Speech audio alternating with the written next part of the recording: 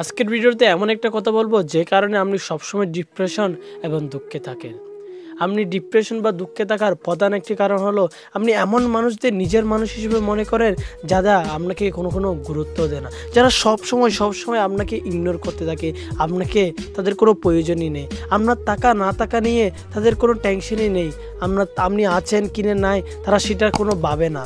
আপনি তাদেরকে বেশি গুরুত্ব দিয়ে বসেন, আপনি তাদেরকে বেশি আপন মানুষ করে ফেলেন যারা আপনাকে নিয়ে কোনো চিন্তা করে না। এমন মানুষকে আপন করো না যারা তোমাকে নিয়ে চিন্তা করে না, যারা তোমাকে নিয়ে ভাবে না। এমন মানুষকে আপন করো যারা তোমাকে ভাবে, যারা তোমাকে পরিবর্তন ছাড়াই ভালোবাসবে, যারা তোমাকে সবসময় ভালো দিক থেকে এগিয়ে নিতে সাহায্য করবে, যারা সবসময় তোমাকে মোটিভেট করবে। এমন মানুষকে ভালোবাসো।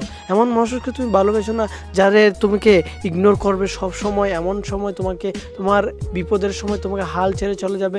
এমন মানুষকে কখনো নিজেকে আপন ভেবো না, কারণ নিজের আপন মানুষকে এমনগুলোকে মানুষ ভাবো যারা বিপদের সময় সবসময় তোমার পাশে থাকবে, তোমাকে সাহস দিয়ে যোগাবে, যাও তো আমরা আছি তোমার পাশে।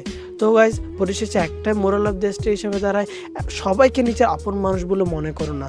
দেখবে তুমি ওরা যখন তোমাকে কিছু একটা দিবে, কিছু একটা ধোঁকা দিবে অথবা কিছু একটা এমন কথা বলবে যেটার জন্য তুমি অনেক দুঃখ পাবে, অনেক ডিপ্রেশনে চলে যাবে, হয়তো তোমার অনেক দুঃখ পাবে।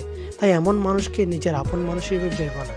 নিজের আপন মানুষ হিসেবে এমন মানুষকে ভেবো যারা তোমাকে গুরুত্ব দিবে, যারা তোমার কথাগুলোকে গুরুত্ব দিবে, যারা তোমার প্রতিটা কাজকে গুরুত্ব দিবে। এমন মানুষকে নিজের আপন ভেবো। তো গাইস, আশা করি ভিডিওটি তোমার ভালো লেগেছে। ভালো লাগলে একটা লাইক করে দাও এবং কমেন্ট করে জানাও তোমার মূল্যবান মতামতটি। দেখা হবে অন্য কোনো ভিডিওতে।